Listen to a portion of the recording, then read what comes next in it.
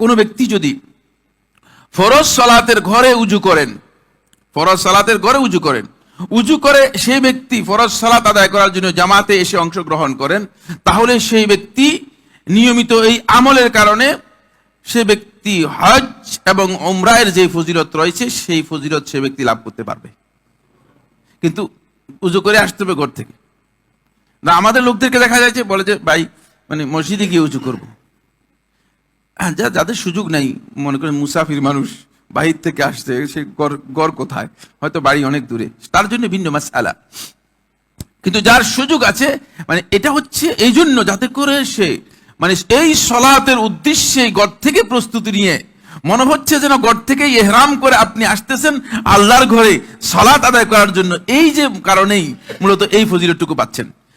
এই রাসূলুল্লাহ সাল্লাল্লাহু আলাইহি ওয়াসাল্লাম কি বলেন দেখেন, আন আবি উমামা আল-বাহিলি রাদিয়াল্লাহু তাআলা আনহু, আবু উমামা আল-বাহিলি থেকে বর্ণিত, তিনি বলেন ক্বালা রাসূলুল্লাহ সাল্লাল্লাহু আলাইহি ওয়াসাল্লাম মান খারাজা মিন বাইতিহি মুতাতাহহিরান, যে ব্যক্তি তার ঘর থেকে পরিপূর্ণ সুন্দরভাবে উঁচু করে বের হলো, ইলা সালাতিন মাকতুবা, ফরজ সালাত আদায় করার জন্য, ফাআজরুহু, তার প্রতিদান হচ্ছে কাআজরিল হাজ্জিল মুহরিম, ওই ব্যক্তির মতো যে ব্যক্তি ইহরাম করে আল্লাহ রাব্বুল আলামিনের সন্তুষ্টির জন্য হজ পালন করেছে।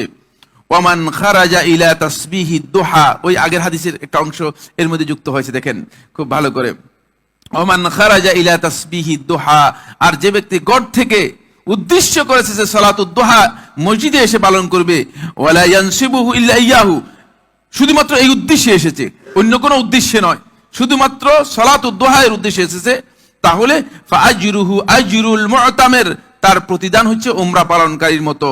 ওয়া সালাতুন আলা ইসরি সালাতিন লা লাগওয়া বাইনাহুমা, আর এক সালাতের পরে আরেক সালাতের জন্য কোনো ব্যক্তি যদি অংশগ্রহণ অপেক্ষা করে অথবা অংশগ্রহণ করে থাকে, লা লাগওয়া বাইনাহুমা, এই দুইয়ের মাঝে যদি কোনো বেহুদা কাজ না করে থাকে, কিতাবুন ফি আল্লিয়িন, আপনার এই আমলটুকু সরাসরি এই লিন পর্যন্ত উঠিয়ে দেওয়া হয়। এর মর্যাদা এত বেশি, এর মর্যাদা এত বেশি। এবার কি লক্ষ্য করেছেন, আপনি ভালো করে দেখেন, যদি আপনি 5 ওয়াক্ত সালাত আদায় করতে পারেন তাহলে 5টা হজের মর্যাদা পেয়ে যাবেন, একদিনে 5টা হজের মর্যাদা পেয়ে যাবেন। আর যদি আপনি 1 বছর আদায় করেন তাহলে 1800 হজের মর্যাদা পাবেন। আমরা গুরুত্ব দিচ্ছি না, আমরা শুধুমাত্র হজের টাকা জমানোর চিন্তা করতেছি আর হজ নিয়ে আফসোসও করতেছি। এখানে আপনার সুযোগ আছে, মহা সুযোগ রয়ে গিয়েছে যে জায়গায়, সেই মহা সুযোগের জায়গাগুলো বাদ দিয়ে আমরা কি করতেছি। 10 বছর যদি আপনি এইভাবে নিয়মিত 5 ওয়াক্ত সালাত এইভাবে ঘর থেকে উজু করে আদায় করতে পারেন, তাহলে আপনি 18,000 হজের সওয়াব পেয়ে যাবেন।